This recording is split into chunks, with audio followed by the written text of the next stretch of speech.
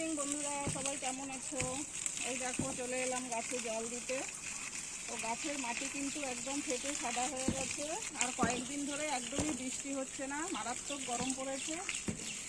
আর ভাবলাম গাছগুলো মনে হয় মরে গেছে, তো এসে দেখলাম না, মোটামুটি ঠিকঠাক আছে। কয়েকদিন আগে বৃষ্টি হয়েছিল। আর এই বোগেনভিলা গাছে তো বেশি জল লাগে না, অল্প জল দিলে হয়ে যায়।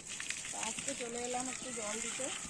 তো মাটিটা একটু ঠান্ডা হয়ে গেছে, সন্ধেও হয়ে গেছে প্রায়, সেই জন্য যে মাটিটা একটু ঠান্ডা হয়ে যাক তারপরেই যাবো জল দিতে, ওই ভেবে চলে এলাম। এখন সব গাছগুলোতে জল দিয়ে নিই।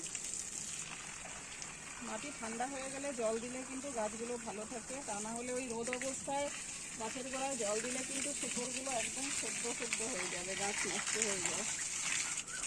ওই যে জল দিয়ে চলে যাবো এখন নিচে।